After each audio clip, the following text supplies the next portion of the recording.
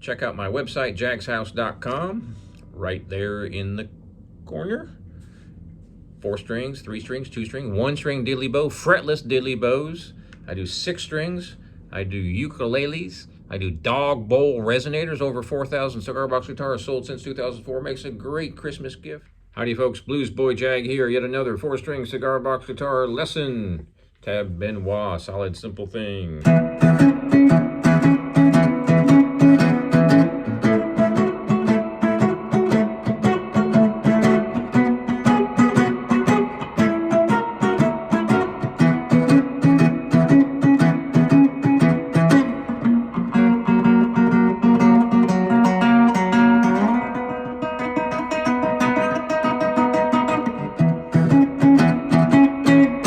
This is in the key of E. I'm playing a 4-string cigar box guitar. This is an A string tuned to A, a D string tuned normal to D, a G string tuned normal to G, and a B string tuned normal to B. That would be your 5, 4, 3, and 2 strings from a regular electric guitar set. Very common tuning. And we are in the key of E. So in this case, what we're going to do is a simple shuffle, which is played exactly like it would be on a regular 6-string guitar. We are on the 7th fret with your 1st finger, and you're on the 9th fret with your 3rd finger.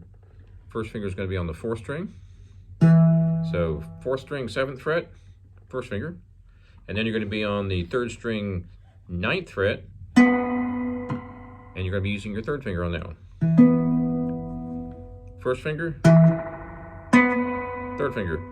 I'm not using that 2nd finger, and I'm not flipping you off. I'm just letting you know that this finger is not pressing down any strings, right? Kind of looks like it is. It's just kind of hovering there. So these are the 2 notes.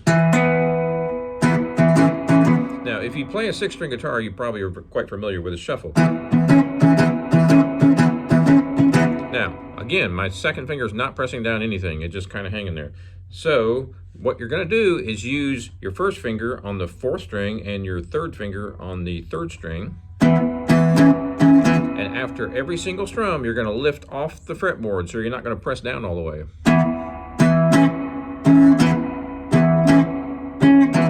Now, if I press down all the way and keep them down, that's what you get. So we are choking them. Every single strum is choked off, which means we're lifting off the fretboard. So look real close. I don't know if you can see this. You can't really see it, can you? I'm just lifting off the fretboard, but not off the strings. This might take a little bit of getting used to if you've never done it. For those of you who've been playing natural tune guitar, you probably already know how to do this. So here we go. 7th fret. Then you're going to jump over to the next 2 strings. Do the same thing. Here's the tricky part though. You cannot play any other strings. You're only playing these 2. And these 2, which is going to be the 3rd and the 2nd. Exact same pattern. Then you're going to walk up 2 frets. Back down. And that's pretty much the whole song. Now what I'm doing again is choking. If I don't choke, this is what you get, which is perfectly valid. Just another way of doing it. The tricky part about this, though, is you only want to play the 2 strings that your fingers are on. So my 1st finger goes across all of them, and it mutes out those other strings so you can't hear them. Then you jump to the next 2. Here's something really important about this, too, though. Same fingering. I have my 1st finger on the 3rd string 7th fret and my 3rd finger on the 2nd string 9th fret. Now, pinky goes 2 above that, just like we did before. So it looks identical to the 1st chord, but it's on the 2nd and 3rd strings. The trouble is that flip-off finger tends to want to touch the 3rd string, so here's what you can do. Just let it sit right behind that 3rd finger. It doesn't matter. It's been overruled by that finger because it's in front of it. So that's perfectly fine if you want to do that. Then just go up 2 more frets. Back down to the 1st fret. So now I'm using my thumb and 1st finger on the top 2 strings. You don't have to do that. You can use a pick or your fingernail. It's a Chuck Berry riff. However, when you get to this one, make sure you touch that big string with your 1st finger. Why? Because you don't want to hear it. It's open, right? So if you do play that string, that gives you a nice bass note. If you don't want that bass note, just touch that big string with your 1st finger. The other thing is you can't choke that E chord. You can't choke it with that hand. So if you want to do that choke thing, make it real choppy, and you want to use that 6th string, the 4th string, you can't, because you can't choke it and do the shuffle at the same time. However, you can do it like that. I have my thumb on the 4th string open, 1st finger on the 3rd string, and 2nd finger on the 3rd string. So what you've got is 4, 3, 2. My thumb's on the big string, my 1st finger's on the next string, and my 3rd finger's on the next string. So there's a couple different ways you can do that. So just kind of experiment and see what works best for you. So the whole song, now we do that same shape, same fret, drop it down to the next 2 strings, very common, just like a 6th string. If you've ever done a 6th string shuffle, you've done this 1.5 trillion times. Now we walk up. Do the same thing, go back down.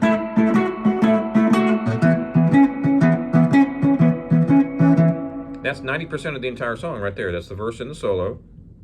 Now, after he does that 4 times, you're going to go down to a B chord, which is 2 strings. 1st finger on the 2nd string, 3rd fret, 2nd finger on the 3rd string, 4th fret. And I'm using my thumb and 1st finger, finger style. You can use a pick, but it is a little bit tough to do that choppy thing without doing a mute with your palm. Now we're going to move that 1st finger up to the 8th fret. Same strings. 1st finger on 8 or on 3/8, and 2nd finger on 4/9. It was on 1st finger on 2/3, 2nd finger, 3rd fret, and then the 3rd string with the 2nd finger on the 4th fret. And that's the whole song, folks. So here we go.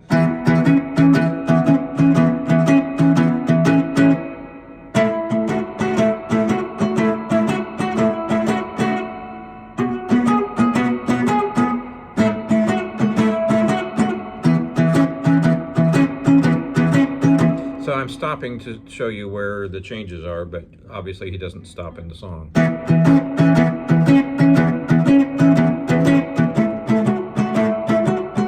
Remember to touch that big string with your 1st finger to kill it.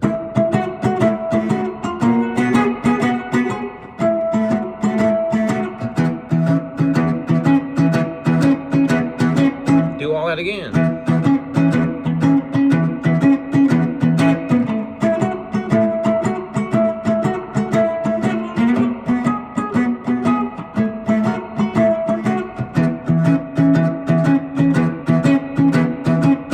We're going to go,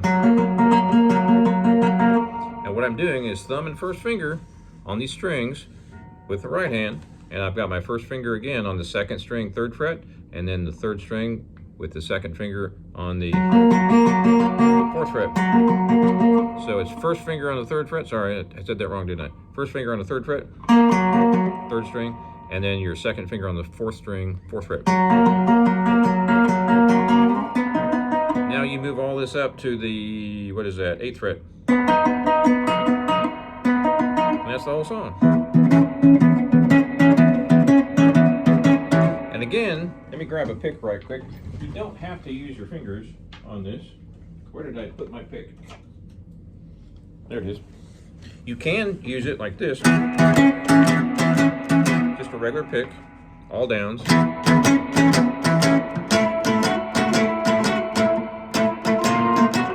does those in-between notes.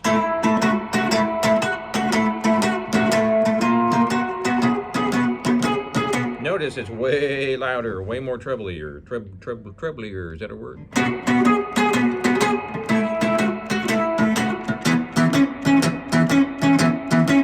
Do all that again, and then after you do all that again,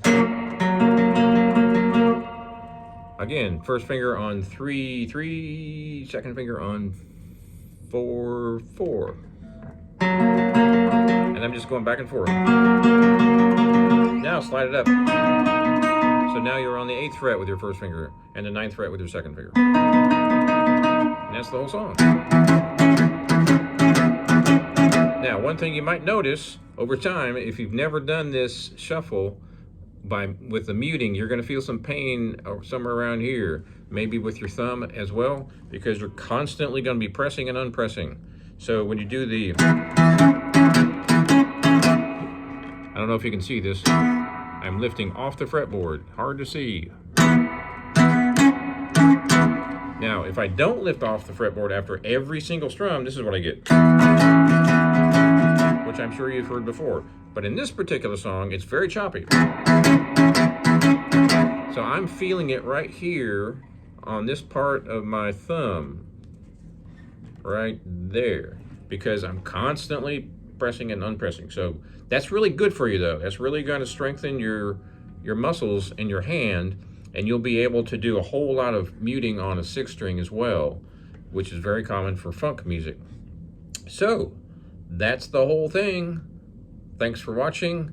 Check out my website, jagshouse.com, right there in the corner. 4 strings, 3 strings, 2 string, 1 string diddly bow, fretless diddly bows. I do 6 strings. I do ukuleles. I do dog bowl resonators. Over 4,000 cigar box guitars sold since 2004. Makes a great Christmas gift. Please subscribe if you haven't already. We'll see you next time.